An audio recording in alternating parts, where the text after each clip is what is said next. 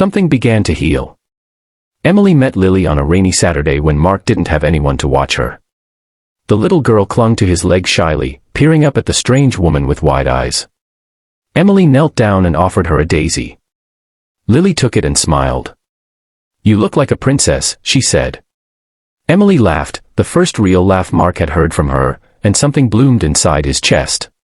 It wasn't easy. What came next? Grief isn't something you simply move past. It clings to you, changes you. Mark struggled with guilt. Emily feared she was betraying the memory of her fiancé.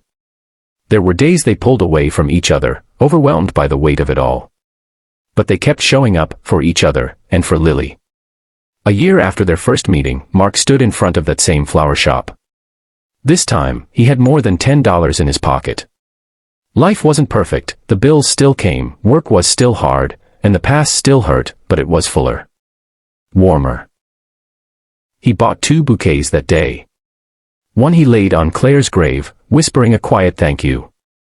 The other he gave to Emily, just before kneeling on one knee in the middle of the cemetery. Tears filled her eyes, but they were different tears now. Softer. Hopeful. "Yes," she whispered.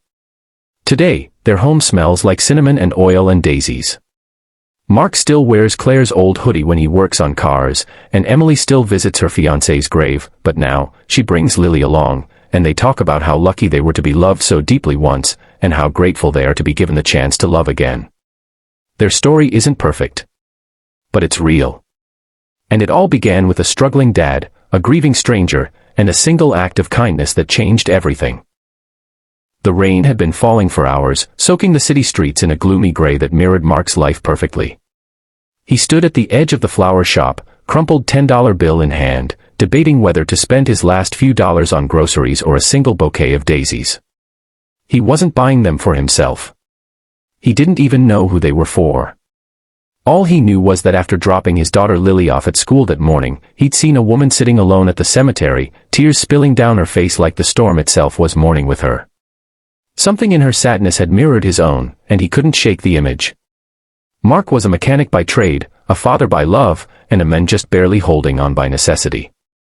Ever since his wife, Claire, passed away 3 years earlier, life had been a blur of cold cereal, missed rent payments, and endless nights wondering if he was enough for his little girl. She was only 6, with her mother's eyes and her father's stubborn heart.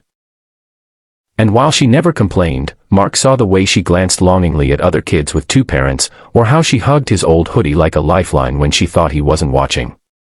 He'd thought about dating again, but the thought felt disloyal, as if loving someone else would erase what he and Claire had. Still, he was lonely. Bone deep, heart-achingly lonely. And so, that morning, when he saw the woman in the cemetery, dressed in black, holding a locket to her chest like it was the last piece of someone she loved, something in him cracked. He bought the daisies. He didn't know what he was expecting as he walked through the cemetery gate, feet crunching on the gravel path, heart thudding in his chest like a drum. The woman was still there, same bench, same broken expression. "Hi," he said softly, unsure if she would run or lash out. She looked up, startled. Her eyes were red, cheeks streaked with tears. She said nothing. "I saw you earlier," Mark continued, his voice rough. "You looked like you could use these." He extended the flowers toward her. For a long moment, she just stared at them. Then her lip trembled, and she took them with trembling hands. "Thank you," she whispered. "No one's given me flowers in a long time." They sat in silence for a few minutes.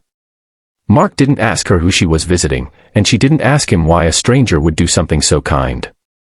But something passed between them, a quiet understanding of loss. Her name was Emily.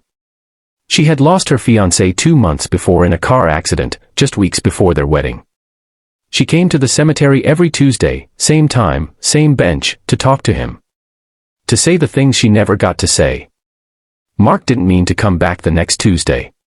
But he did. And the Tuesday after that. At first, they sat in silence. Then they started talking about the weather, about their grief, about the people they missed so deeply it felt like an open wound. And somehow, week by week, something